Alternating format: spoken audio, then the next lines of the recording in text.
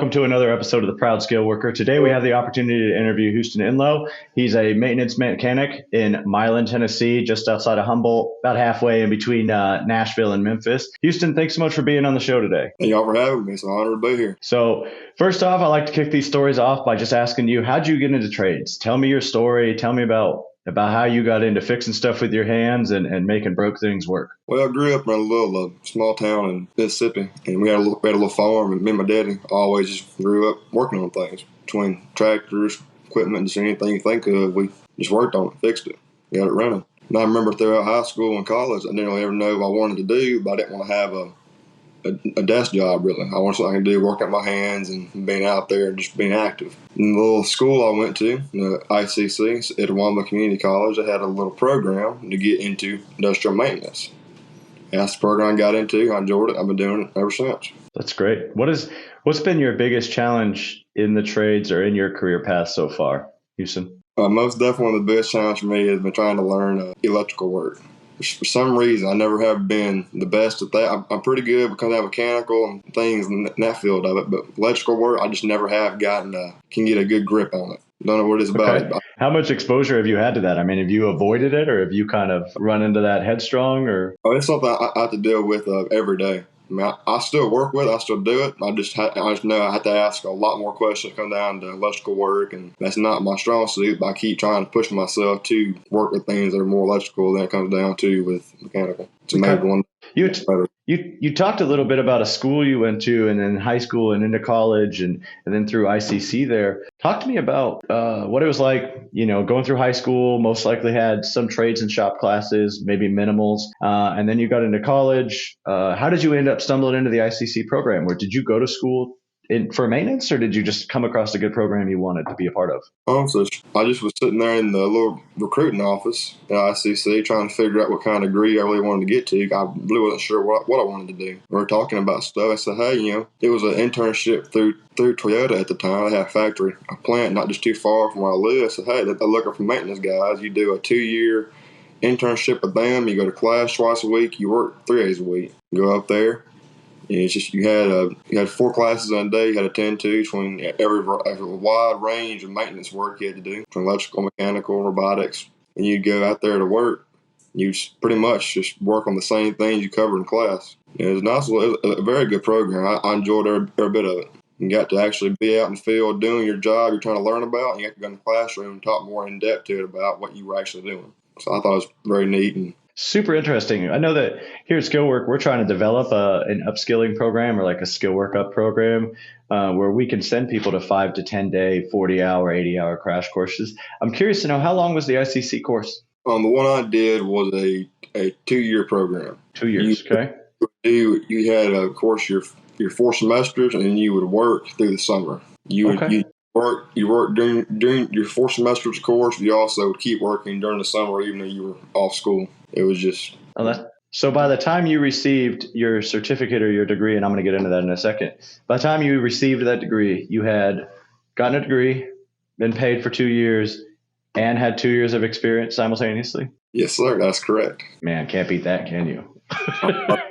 It was an amazing program to get into. And they even have some, not through internships with Toyota, they have some that you can go over there and do maintenance work. You don't want an internship, you ain't got to get one. They have some with other random factories throughout the state, and just so all in all, it's a very good program to get into. I enjoyed it. I know That's huge. Enjoyed it. Talk to me a little bit about after that program, after those 2 years, what type of certification did you have? What type of degree do you hold? I mean, what is your actual paper background right now, like your physical certification background? Well, the actual degree I got when I graduated college, I believe was I forget what actually was called, but it was a degree in science of some degree, science maintenance. Okay. Throughout the time I was at Toyota, I got certified and trained through a lot of different things, through robotics, PLC, some electrical, and a bunch of their specific things through their factory. I got a lot of training and certification through. What do you think right now is your next trade, like your next certification or the next thing you're going to pursue? I know you mentioned electrical is a little harder for you, but right now, what are you actively doing certification wise to build your career and to build your future? I would love to, after this contract ends, I'd love to see if I can get some training, maybe, and get into the ammonia field. So something I've always thought was kind of interesting. Like, I got some buddies that are doing that, and they all seem to enjoy it. I thought I might like to see if I could hop in there with them as well and see how that line of work plays out. I think that's a natural next step for a lot of guys is they're in maintenance and then they either want to get into there's kind of two routes. You either go high end electrical, get into PLCs and automation in that world, or you tend to drift into that boiler utilities operation side of things. So I'm just always curious to hear like what's the next career step for you, because as the world is changing in technology and definitely in the industry, we're seeing more and more specialists and less jack of all trades. So talk to me a little bit about whether you think there's value in being a specialist in one industry or in one program,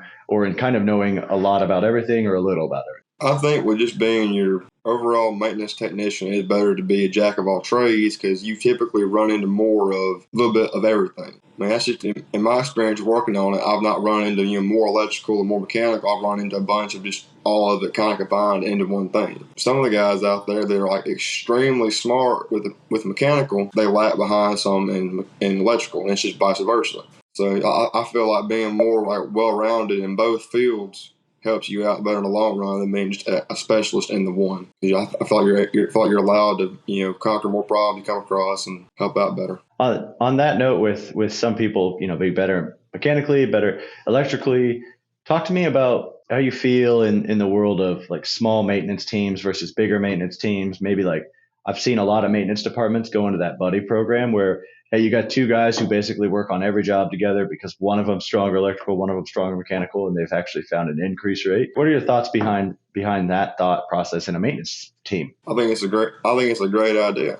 Man, you got two guys that both can help the other one with a problem that they can't fix. That's always an extremely well set up you have. The more people you have, you're looking at one problem, the more possible answers you're going to get how to fix it. If you have one guy that's really, really mechanical, one guy that's really, really good at electrical, and they can come together and work on the same thing, I mean, regardless of what they're going to see is going to help. Only problem you have then is if, let's say, the mechanical guy is sick one day. He's going to be out for the week. Then you're just left with your one electrical guy trying to fix everything that's mechanical as well. He's going to be struggling more than if he was. Yeah.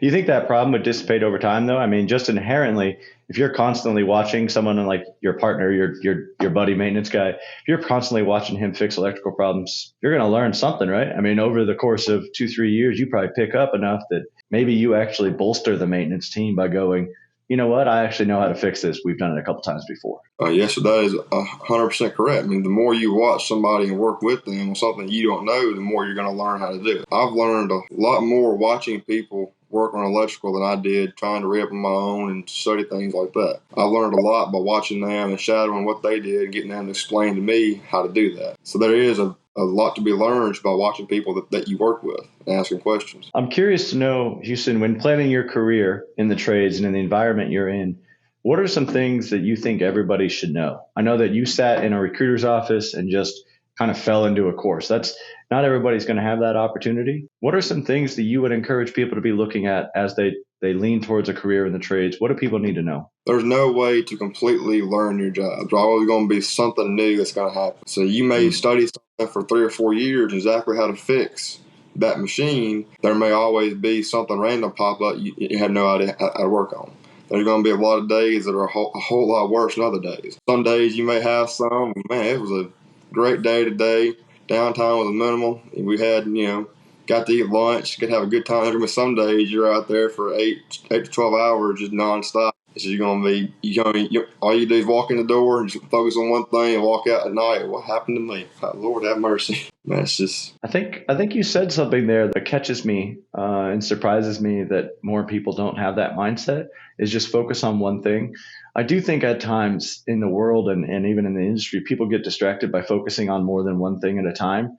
And in reality, you can only do the one task ahead of you. I think that's something I've seen. I'm curious to know, is that something that's prevalent on the maintenance floor that people are more focused on, well, we got 15 things to do today. What do we do? Or is it typically we have to do this thing first, and this thing second, this thing third? Talk to me. Where does that fall for you? Do you think people are more scatterbrained or more direct right now? It really depends on the project you got going on. I mean, like if it's a bunch of smaller, simple things, you can kind of, I'm gonna go out there, I'm gonna knock out that one, get the other two, and we're done with that for the day. Some projects, so that's going to be a really big project. I need to focus 100% on that. If we get to the others, then we can get to them. If we don't, then it'll be okay. So it really depends on what's going on and just how much help you have with it and my time you have available to work on things and get it all figured out. Why is that, Houston?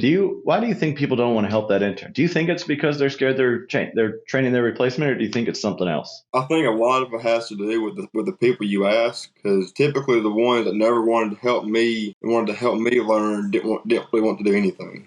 They want to just kind of sit back and do their job and go home. And then a lot of they were treated as interns. A lot of the folks that I worked with came through the same program that I did. They just still kind of, hey, this is how they treated me, so I'm going to treat you. You know, it's going to be, they gave me this book, this is your book now. Figure it out on your own. I mean, I could sit there through a 5-month class reading books and pamphlets. I'm going to learn more going out there and working on it for an hour than I would pick up books. That's how I learn things. So it's less about not wanting to train and more about not wanting to do quote unquote anything, or keeping the status quo how they were treated. Probably it really depends, a mixture of both. It's depending on who you're talking to. You're working there with probably one of my top five favorite skill workers, because I've had just a lot of interactions with them.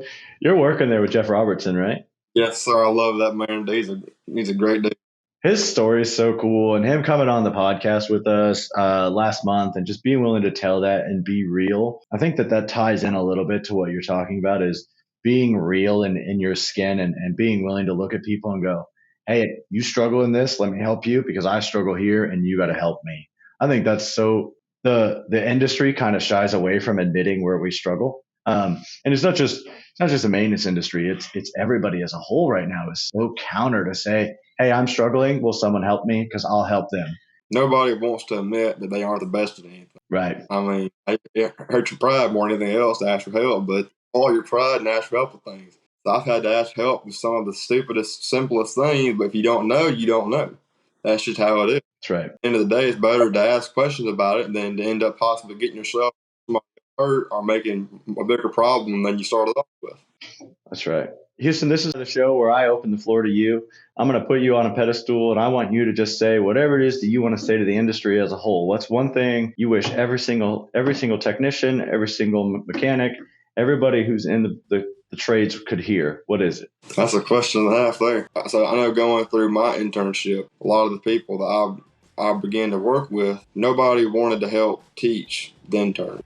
They want to just kind of stick them in the corner and say, hey, you figure out your own, leave me alone. So now, with this past few jobs I've had, it's been 100% different experience with it. So everybody's been more than willing to help, answer any questions you have, teach you anything you want to know. That was the biggest aggravation for me getting started into this field, was being an intern, going there being 18 years old, have no clue what you're doing, really come down to industrial equipment like that.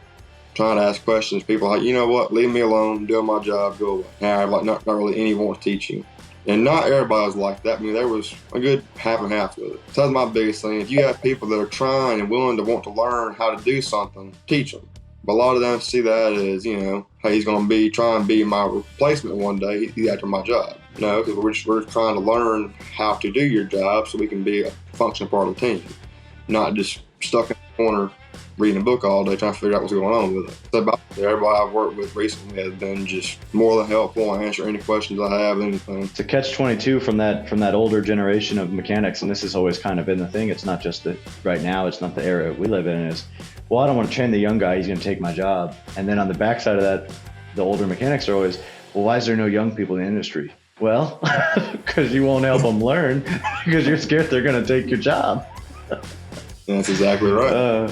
That's great. Anything else, Houston, that you think you'd like to say? Anything you want to circle back to that you thought of as we've talked through the rest of this? I can't think of anything at the moment right now. Okay. Thank you so much, Houston, for being on the show. And everybody who's watching, thank you so much for your support. Continue to watch episodes of The Proud Skill Workers. They come out. We put episodes out every 2 weeks. Subscribe to the YouTube channel. You can follow us anywhere that you get your podcasts. Thanks so much, everybody.